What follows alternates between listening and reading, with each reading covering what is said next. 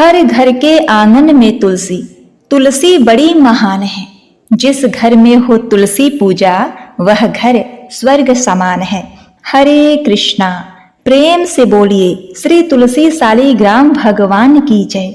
ओम नमः शिवाय। प्रिय भक्तगणों, आज आप श्रवण करेंगे कार्तिक मास महात्म का दूसरा अध्याय। कार्तिक स्नान की पुराणों में बड़ी भर भर के बड़ाई की गई है। तो सबसे पहले आप सुनिए पुण्य फल देने वाली कार्तिक स्नान की कथा। कार्तिक स्नान कथा के अनुसार एक बुढ़िया माई थी जो भगवान श्री कृष्ण जी की बड़ी भक्तिन थी और तुलसी मैया की पूजा प्रतिदिन किया करती थी।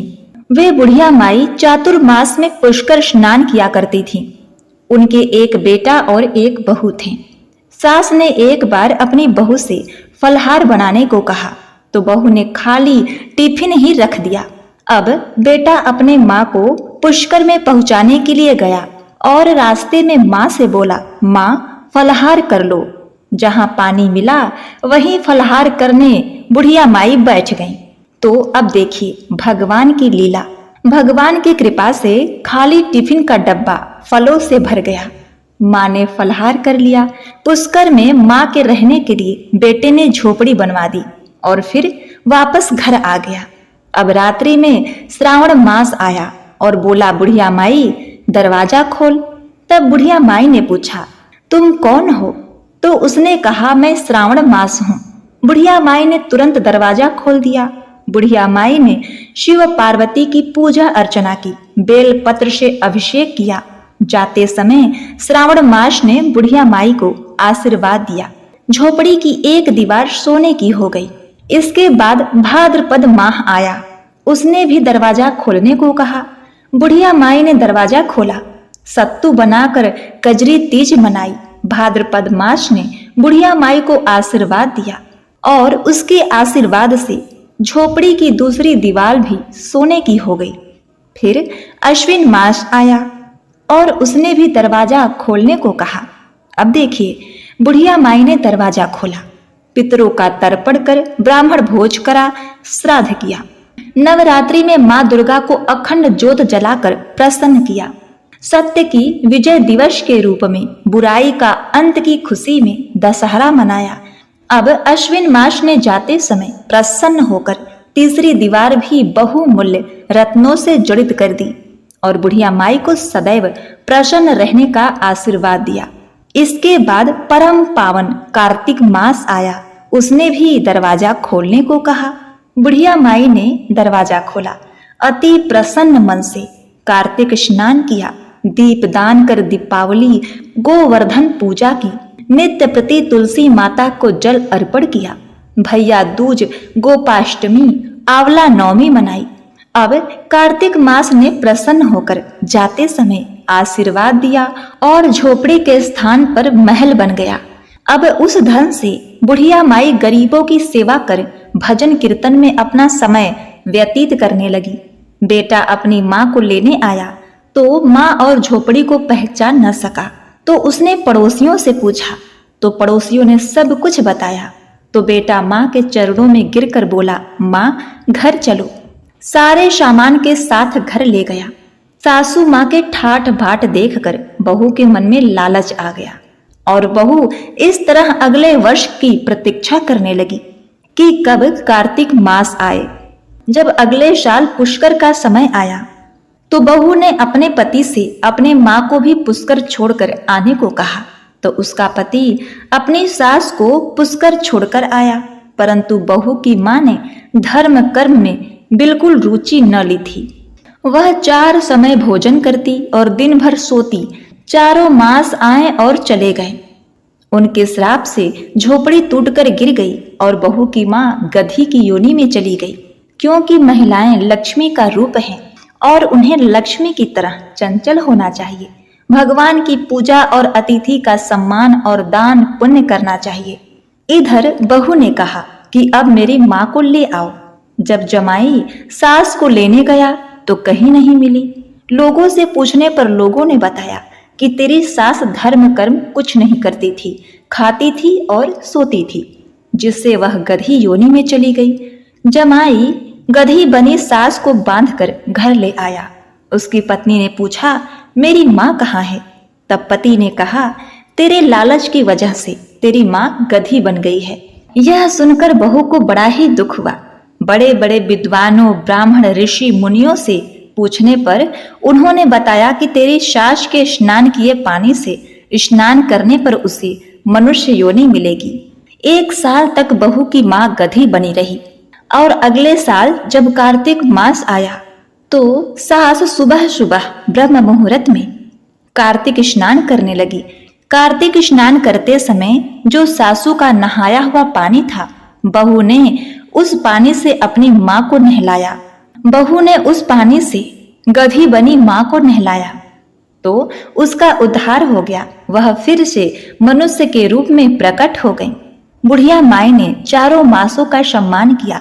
कार्तिक मास का उसने विधि पूर्वक पालन किया तो उससे अन्न, धन, रुपया, पैसा सब कुछ मिला और मोक्ष भी मिला।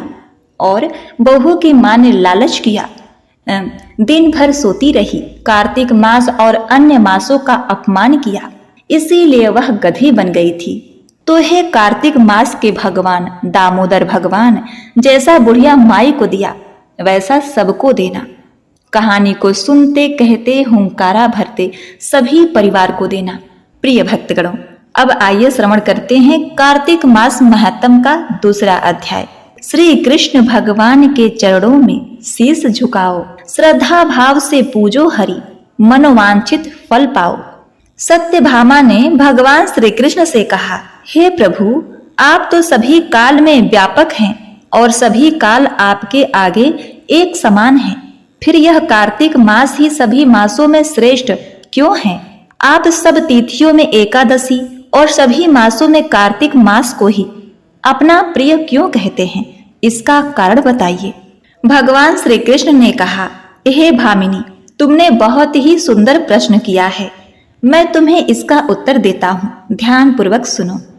इस प्रकार एक बार महाराजा वेन के पुत्र राजा पृथु ने प्रश्न के उत्तर में देवर्षि नारद से प्रश्न किया था और जिसका उत्तर देते हुए नारद जी ने उसे कार्तिक मास की महिमा बताते हुए कहा, हे राजन, एक समय शंख नाम का एक राक्षस बहुत ही बलवान एवं अत्याचारी हो गया था। उसके अत्याचारों से तीनों लोकों में त्राही त्राही मच गई। उस शंखासुर ने स्वर्ग में निवास करने वाले देवताओं पर विजय प्राप्त कर इंद्र आदि देवताओं एवं लोकपालों के अधिकार को छीन लिया। उससे भयभीत होकर समस्त देवता अपने परिवार के सदस्यों के साथ सुमेरु पर्वत की गुफाओं में बहुत दिनों तक छिपे रहे। तत्पश्चात वे निश्चिंत होकर सुमेरु पर्वत की गुफाओं में ही रहने लगे। उधर जब शंखासुर को इस बात का पता चला कि देवता आनंद पूर्वक सुमेरु पर्वत की गुफाओं में निवास कर रहे हैं, तो उसने सोचा कि ऐसी कोई दिव्य शक्ति अवश्य है जिसके प्रभाव से अधिकारहीन यह देवता अभी भी बलवान है। सोचते सोचते वह इस निर्णय पर पहुंचा कि वेद मंत्रों के बल के कारण ही देवता बलवान हो रहे हैं। यदि इनसे वेद छीन लिए जाएं, तो वे बलहीन हो जाएंगे। ऐसा विचार कर शंखासुर ब्रह्मा जी के सत्यलोक से शीघ्र ही वेदों को हर लाया। उसके द्वारा ले जाए जाते हुए वेद भय से उसके चुंगल से निकल भागे और जल में समा गए।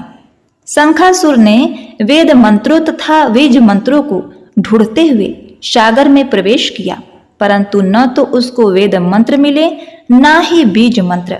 जब शंखासुर सागर से निराश होकर वापस लौटा तो उस समय ब्रह्मा जी पूजा की सामग्री लेकर सभी देवताओं के साथ भगवान विष्णु की शरण में पहुंचे और भगवान को गहरी निद्रा से जगाने के लिए गाने बजाने लगे और धूप गंध आदि से बारंबार उनका पूजन करने लगे।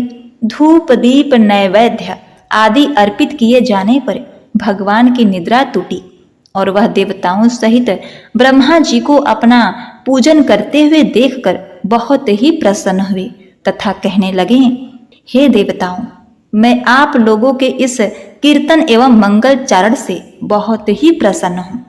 आप अपना अभिष्ट वरदान मांगिए, मैं अवश्य प्रदान करूंगा। जो मनुष्य अश्विन शुक्ल की एकादशी से देवोत्थान एकादशी तक ब्रह्म मुहूर्त में उठकर मेरी पूजा करेंगे, उन्हें तुम्हारी ही भांति मेरे प्रसन्न होने के कारण सुख की प्राप्ति होगी। आप लोग जो पाद्य, अर्घ्य, आचमन और जल आदि सामग्री मेरे लिए लाए हैं, वे अनंत गुणों वाली होकर आपका कल्याण करेंगी। शंखासुर द्वारा हरे हारे गए संपूर्ण वेद जल में स्थित हैं। मैं सागर पुत्र शंखासुर का वध करके उन वेदों को अभी लाए देता हूँ। आज से बीज मंत्र और वेदों सहित मैं प्रतिवर्ष कार्तिक मास में जल में ही विश्राम करूंगा। अब मैं मत्स्य का रूप धारण करके जल में जाता हूँ। तुम सब देवता भी मुनीश्वरों सहित मेरे साथ जल में जाओ। इस कार्तिक मास में जो श्रेष्ठ मनुष्य प्रातः स्नान करते हैं, वे सब यज्ञ के अवभृत स्नान द्वारा भली भांति नहा लेते हैं। हे देवेंद्र, कार्तिक मास में व्रत करने वालों को सब प्रकार से धन, पुत्र, पुत्री आदि देते रहना और उनकी सभी आपत्तियों से रक्षा करना। हे धनपति कुबेर, मेरी आज्ञा के अनुसार तुम उनके धन धान की वृद्धि करना, क्योंकि इस प्रकार का आचरण करने वाला मनुष्य मेरा रूप धारण करके जीवन मुक्त हो जाता है। जो मनुष्य जन्म से लेकर मृत्यु पर्यंत विधि पूर्वक इस उत्तम व्रत को करता है, वह आप लोगों का भी पूजनीय है। कार्तिक शुक्ल पक्ष की एकादशी तिथि को तुम लोगों ने मुझे जगाया है, इसलिए यह तिथि मेरे लिए अनंत प्रतिदायिनी और माननीय है। हे देवताओं, यह दोनों व्रत नियम पूर्वक करने से मनुष्य मेरा सानिध्य प्राप्त कर लेते हैं। इन व्रतों को करने से जो फल मिलता है, वह अन्य किसी व्रत से नहीं मिलता। अतः प्रत्येक मनुष्य को सुखी और निरोग रहने के लिए कार्तिक महात्मा और एकादशी की कथा सुनते हुए उपयुक्त नियमों का पालन करना चाहिए। नारद जी ने कहा, ऐसा कहकर भगवान विष्णु मछली का रूप धारण करके आकाश से जल में गिरे। उस समय विंध्याचल पर्वत पर तप कर रहे महर्षि कश्यप अपनी अंजलि में जल लेकर खड़े थे। भगवान उनकी अंजलि में जा गिरे। महर्षि कश्यप ने दया करके उसे अपने कमंडल में रख लिया। मछली के थोड़ा बड़ा होने पर महर्षि कश्यप ने उसे कुएं में डाल दिया। जब वह मछली कुएं में भी न समा सकी तो उन्होंने उसे तालाब में डाल दिया। जब वह तालाब में भी न आ सकी तो उन्होंने उसे समुद्र में डाल दिया। वह मछली वहां से भी बढ़ने लगी। फिर मत्स्य रूपी भगवान विष्णु ने उस शंखासुर का वध किया और शंखासुर को हाथ में लेकर वद्रिक वन में गए। वहां उन्होंने संपूर्ण ऋषियों को बुलाकर इस प्रकार आदेश दिया, हे मुनीश्वरों, तुम जल के भीतर बिखरे हुए वेद मंत्रों की खोज करो और जितनी जल्दी हो सके उन्हें सागर के जल से बाहर निकाल लाओ। तब मैं देवताओं के साथ प्रयाग में ठहरता हूँ। तब उन तपोबल संपन्न महर्षियों ने यज्ञ और बीजों सहित संपूर्ण वेद मंत्रों का उद्धार किया। उनमें से जितने मंत्र जिस ऋषि ने उपलब्ध किए, वही उस बीज मंत्रों का उस दिन से ऋषि माना गया। तदवंतर सब ऋषि एकत्र होकर प्रयाग में गए। वहां उन्होंने ब्रह्मा जी सहित भगवान विष्णु को उपलब्ध हुए सभी वेद मंत्र समर्पित कर दिए। सब वेदों को पाकर ब्रह्मा जी बहुत ही प्रसन्न हुए। उन्होंने देवताओं ऋषियों के साथ प्रयाग में अश्वमेघ यज्ञ किया।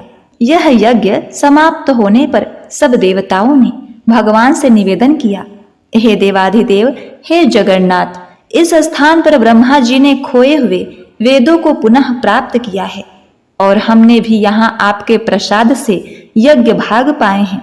अतः यह स्थान पृथ्वी पर सबसे श्रेष्ठ पुण्य की वृद्धि करने वाला एवं भोग तथा मोक्ष प्रदान करने वाला हो। यह समय भी महापुण्यमय और ब्रह्मघाती और महापापियों को भी शुद्धि देने वाला हो तथा यह स्थान यहाँ दिए हुए दान को अक्षय बना देने वाला भी हो। यह वर दीजिए। भगवान विष्णु बोले, देवताओं, तुमने जो कुछ कहा है वह मुझे स्वीकार है। तुम्हारी इच्छा पूर्ण हो। आज से यह स्थान ब्रह्म क्षेत्र के नाम से प्रसिद्ध होगा। सूर्यवंश में उत्पन्न राजा भगीरथ यहाँ गंगा को ले आएंगे और यहाँ सूर्य कन्या यमुना से मिलेंगी। ब्रह्मा जी और तुम सब देवता मेरे साथ यहाँ निवास करो। आज से यह तीर्थराज के नाम से विख्यात होगा। तीर्थराज के दर्शन से तत्काल सब पाप नष्ट हो जाएंगे। जब सूर्य मकर राशि में स्थित होंगे उस समय यहाँ स्नान करने वाले मनुष्य के सब पापों का यह तीर्थ नाश करेगा। यह काल भी मनुष्य के लिए सदा महान पुण्य फल देने वाला होगा। माघ में सूर्य के मकर राशि में स्थित होने पर यहाँ स्नान करने वाले शालोक्य आदि फल होंगे। देवादिदेव भगवान विष्णु देवताओं से ऐसा कहकर ब्रह्मा जी के साथ वहीं अंतर ध्यान हो गए। तत्पश्चात इंद्र आदि देवता भी अपने अंश से प्रयाग में रहते हुए वहां से अंतर ध्यान हो गए। जो मनुष्य कार्तिक में तुलसी जी की जड़ के समीप श्री हरि का पूजन करता है वह इस लोक में संपूर्ण भोगों का उपयोग करके अंत में बैकुंठ धाम को जाता है। तो एक बार प्रेम से बोलिए ओम नमो भगवते वासुदेवाय नमः।